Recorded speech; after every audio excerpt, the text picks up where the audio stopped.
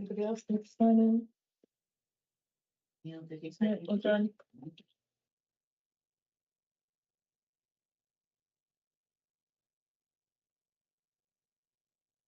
No, is that really the last time we met? How's yourself? That's right.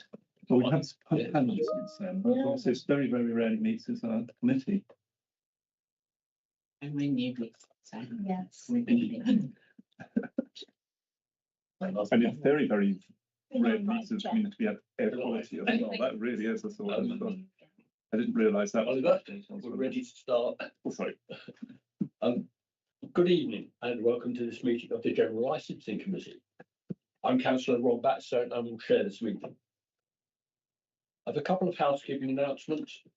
Evacuation procedure, which I do not intend to go through since everybody here should know them by now. But please can everybody ensure their mobile phones near their devices are switched to silent during the meeting. For those joining remotely, when you're not speaking, please ensure your microphone is muted and your camera is on. If you share a presentation on the screen, please stop sharing as soon as it is not needed. When the meeting is ended, I will ask for confirmation the live stream has ended. At that point, please leave the virtual meeting if you're joining remotely. I think you'll leave anyway, or make your way out of the building, remembering to sign out. We do have two apologies for absence. We do, yes, we have apologies for absence from Councillor VOWHDC and Councillor Andrew Skinner this evening. I don't think we need to go through a checklist of people here, do we know? Minutes, can we agree the minutes of the last committee meeting? Moved. Move adoption. As a correct record. If you remember, that was at the main council meeting. With a fairly standard agenda. Are there any declarations of interest? I don't have any chair's announcements. So we come to the main item for the evening, which is the adoption of the council's new joint air quality action plan. The committee is asked to consider the report of the head of housing and environment in relation to the adoption of the council's new joint air quality action plan. I'll now hand over to officers to introduce the report. I believe Scott Williams is introducing the report. Yes, thank you, Chair. Just for those who haven't met me, my name is Scott Williams and I'm the Environmental Services Manager. I'm pleased to be able to present the joint Vale of Whitehorse and Safe Oxfordshire Air Quality Action Plan. The plan represents a significant step forwards for our communities as it outlines the comprehensive measures we're going to undertake to improve air quality in the district. There's been a substantial amount of work undertaken by officers, and I'm joined by Simon Hill, who's actually in the meeting with you, and successful engagement that Simon and his team have had with our air quality partners, those being Oxfordshire County Council and National Highways. They've been key in allowing us to develop this plan and ensure that it reflects the collective commitment to safeguarding the health and well-being of our residents.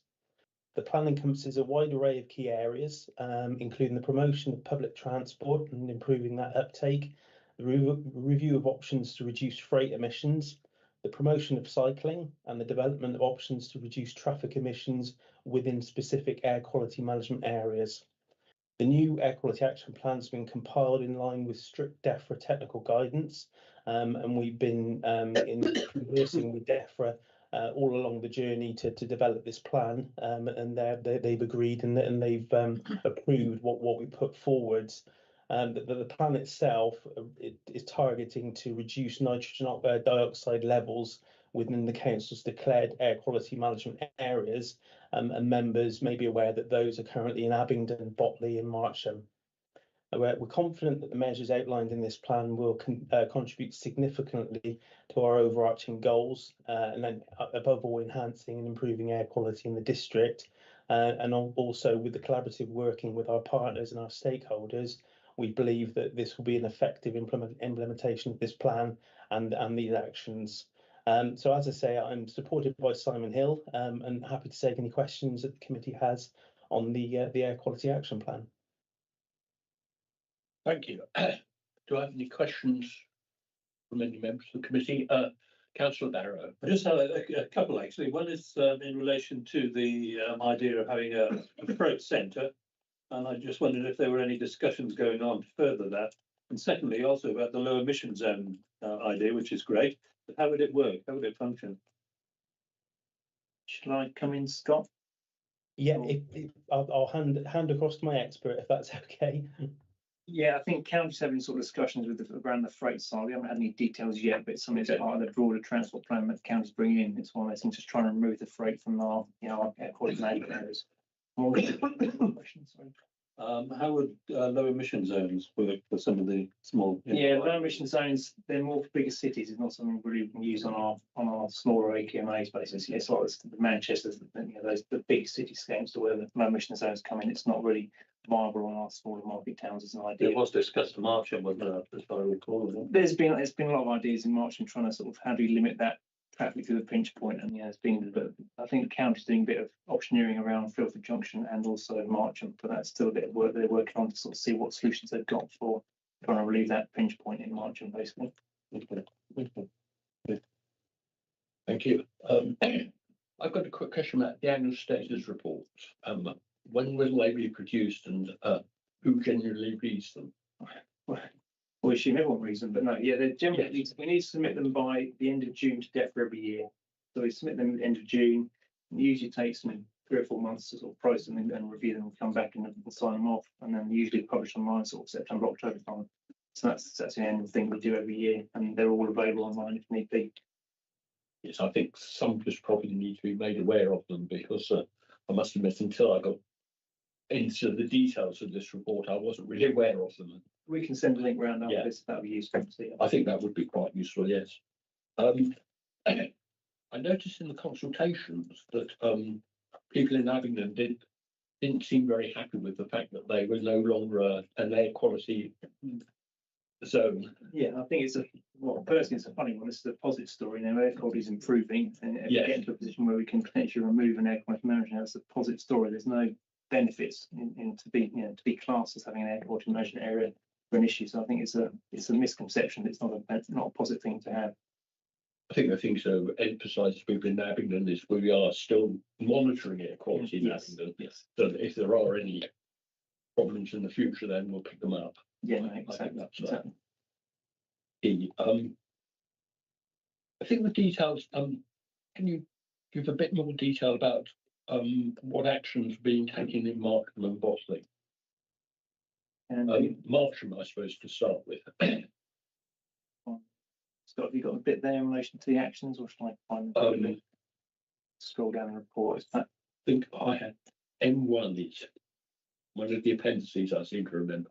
let's find it quickly. If you'll scroll down to it is page 45 of this report. Takes you to the various actions, and I'll just find the Marcham ones you're asking about. This table sort of outlines which measures for which area, and also Yes. where they're responsible for Indeed. which areas. Very quickly.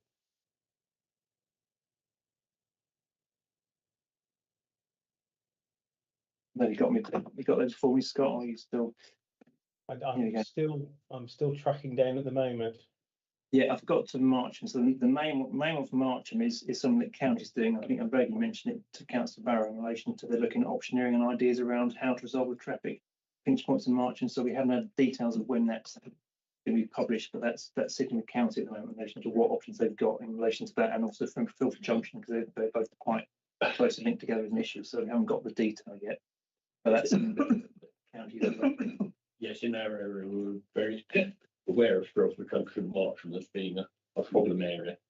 And Botley, again, this is working with primarily the national highways, because it's a trunk road, and basically they have agreed to sort of do a feasibility study for trying to find solutions. They've done quite a lot of work around Botley before and haven't come up with it. It's difficult to find a solution in relation to, you can't remove fix off the highway. They looked at barriers, but it's not really practical. So they're still looking at options to try and resolve it, because it is a major trunk road and it's a difficult one to tackle. But that is something that we'll be working with national highways to try and move forward as an option as well.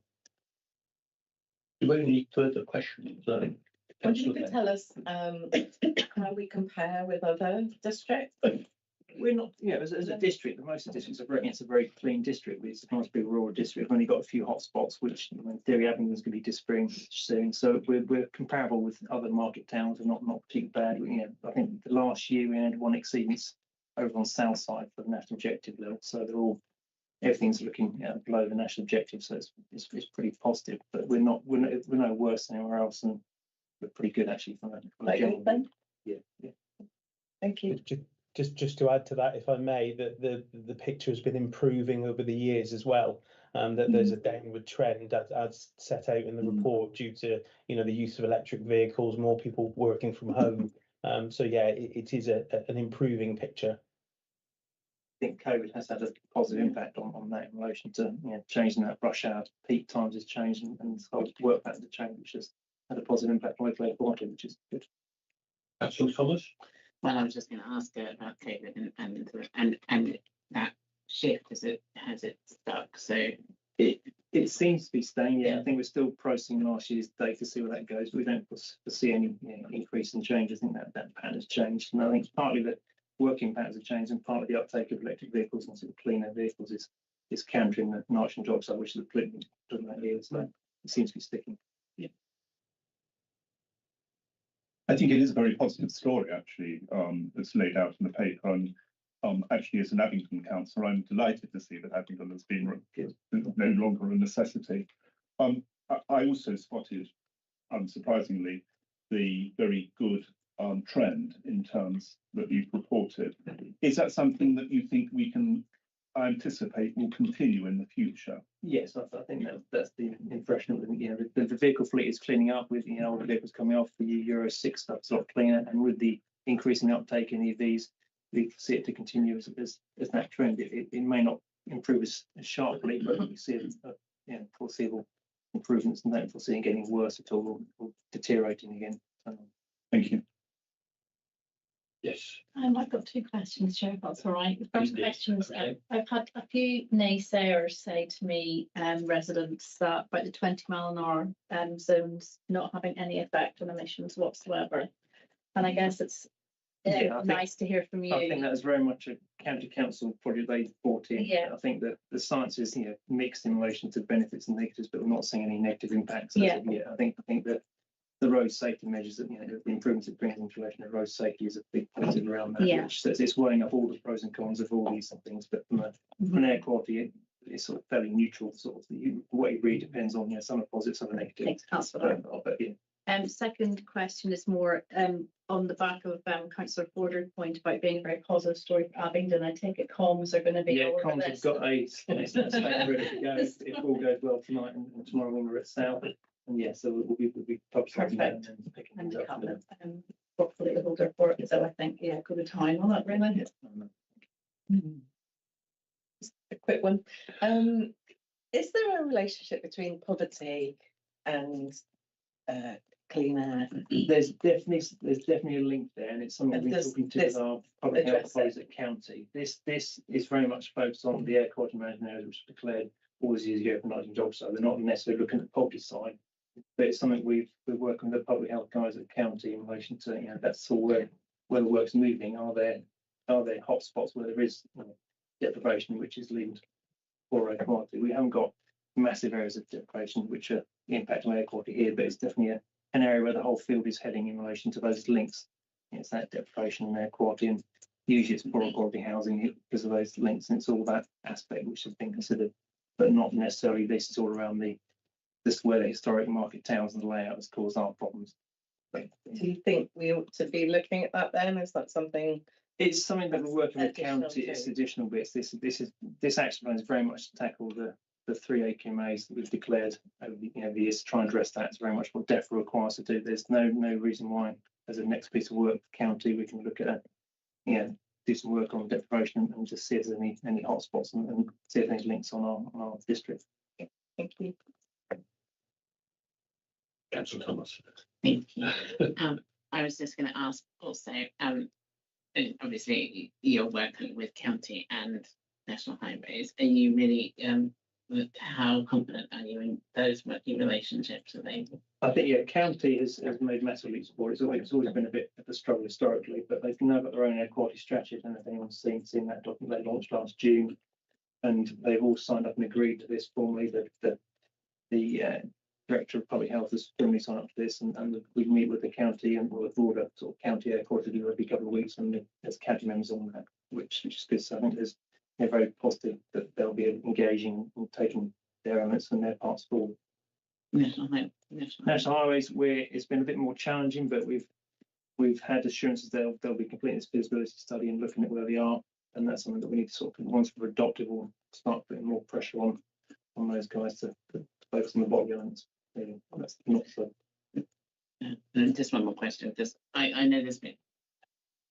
Sorry, I don't understand the science in detail, but there have been concerns. I know I've heard that we're not measuring the right things, particularly in Botley with the highway, with national highways. We're not measuring the right parameters and things like that. Well, I think this is very much just looking at nitrogen dioxide, because that's what we declared all those years ago. I know National Highways are putting in a new particulate monitor along there, which is probably what's up and running now, which we need to sort of find out details.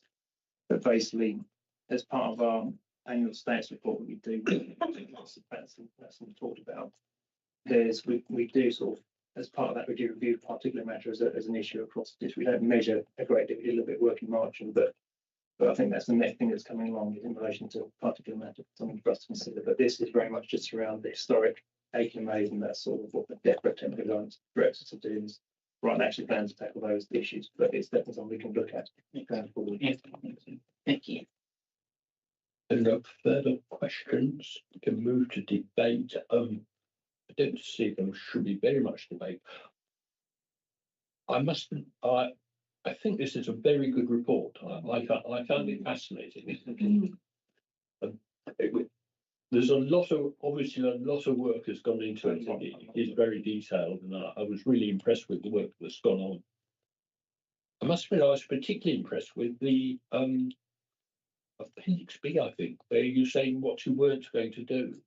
I think that is quite important in looking at plans.